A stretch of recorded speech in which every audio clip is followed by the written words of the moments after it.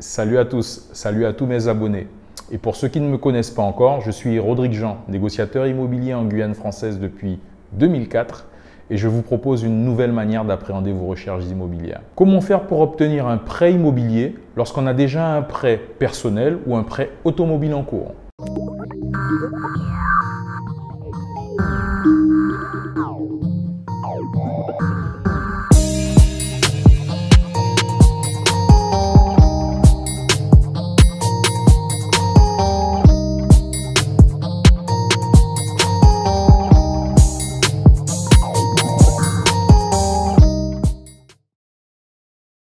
Pour répondre à cette question, je ne passerai pas par 4 chemins.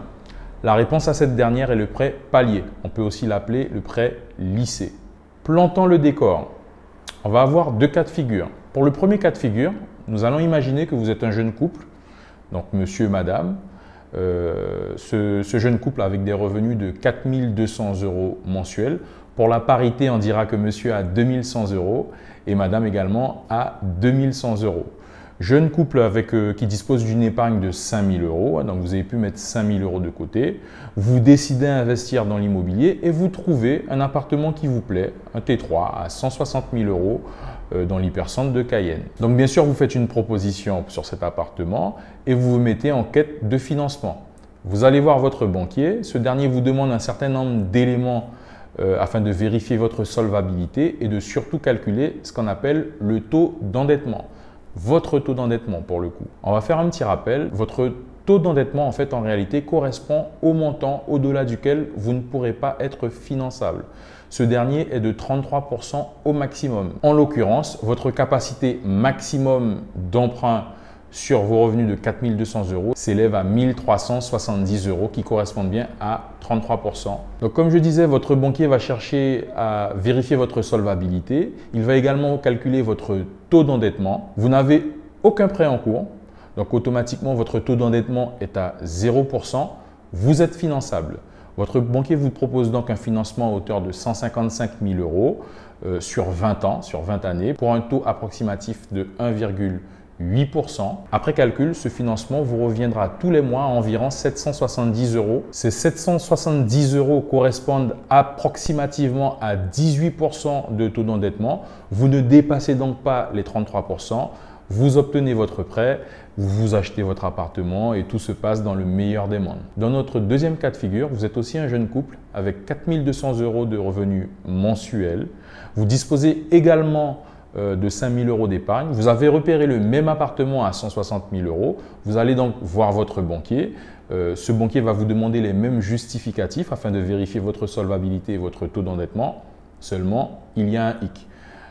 Vous disposez tous les deux de 2 prêts automobiles. Donc chacun, vous avez un véhicule. Monsieur a un véhicule qu'il finit de payer dans 3 ans. Madame a un véhicule qu'elle finit de payer dans 5 ans. Chacun de ces véhicules vous coûte 500 €, soit 1 000 € sur les dépenses du foyer. Et ces 1 000 € correspondent déjà à 24 % de votre taux d'endettement. Automatiquement, sur un prêt classique, vous n'êtes malheureusement pas finançable.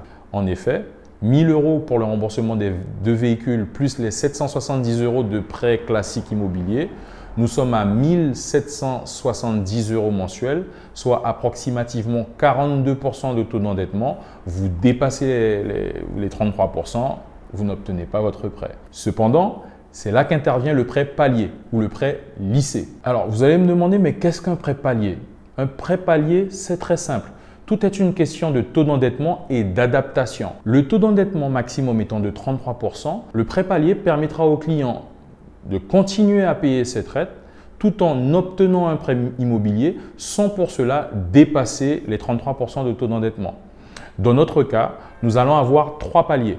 Premier palier, je le rappelle, le couple a 2 véhicules à rembourser, 1 000 € mensuels. Nous aurons donc potentiellement un premier palier à 300 €. 300 € plus 1 000 €, nous sommes à 1 300 €, soit environ 31 % de taux d'endettement par rapport aux 4 200 € de revenus mensuels. Nous ne dépassons pas les 33 % de taux d'endettement. 3 ans passent, nous atteignons le deuxième palier.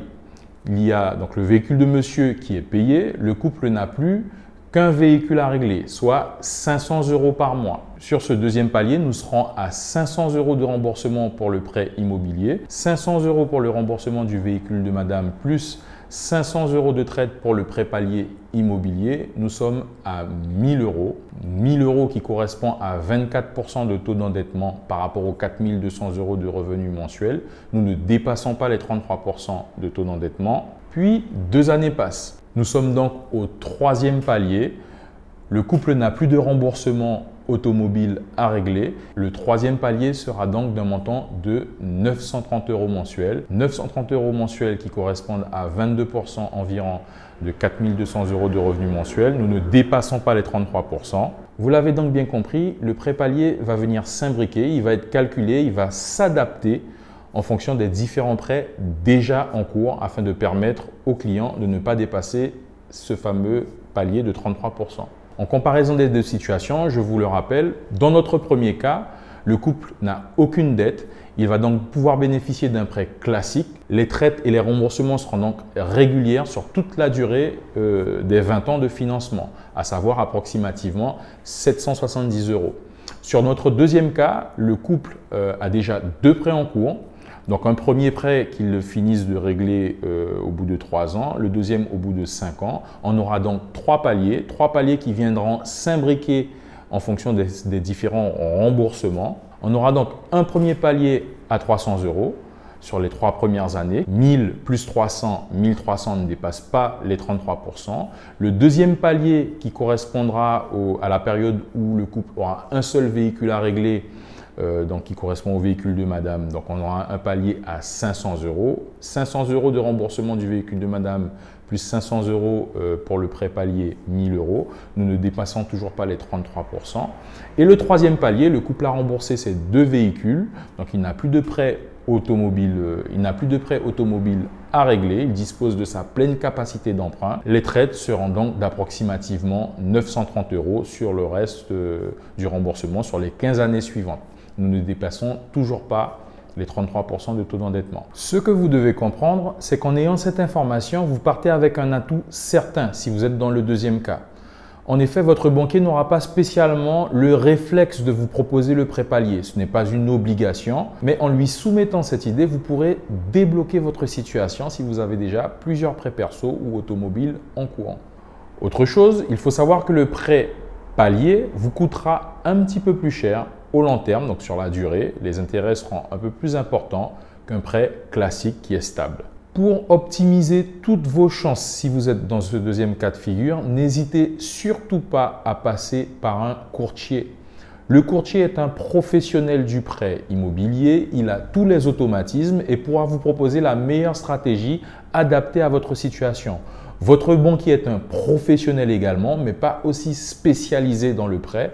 Il n'aura pas, comme je le disais tout à l'heure, spécialement le réflexe de vous proposer le prêt palier lorsque vous avez déjà plusieurs prêts en cours. Malgré tout, si vous voulez quand même passer en direct, aller voir votre banquier parce que vous avez de très bonnes relations avec lui, retenez bien cette information. La fable du « j'ai déjà un prêt en cours » ou « j'ai déjà plusieurs prêts en cours, je ne peux donc pas encore investir dans l'immobilier, je suis obligé de solder mon prêt ou éventuellement vendre mes véhicules ou mon véhicule pour pouvoir rembourser et à ce moment-là investir » n'est plus valable. Bien sûr, si tous les prêts que vous avez en cours dépassent les 33% de taux d'endettement, ça sera un petit peu plus compliqué, voire impossible. Autre chose, le prêt palier n'est pas une recette miracle. Il ne vous dédouane pas de chercher les meilleurs produits possibles. En effet, s'il s'agit d'un investissement locatif, il faudra trouver les produits avec le meilleur taux de rentabilité, avec le rendement le plus important, au moins 10%. Ça rassurera votre banquier. S'il s'agit d'un investissement pour votre résidence principale, faites en sorte de négocier le prix au maximum afin d'obtenir un prix très attractif sous le coût du marché. Ça sera tout aussi rassurant. Je vous invite à me suivre sur tous les réseaux sociaux sur lesquels je suis actif. Si ce n'est pas encore fait, abonnez-vous à ma chaîne YouTube. Je suis aussi présent sur Instagram, RJ-8 Immobilier. Abonnez-vous aussi à ma page professionnelle Facebook, Rodrigue Jean, négociateur immobilier. À la prochaine vidéo, à bientôt.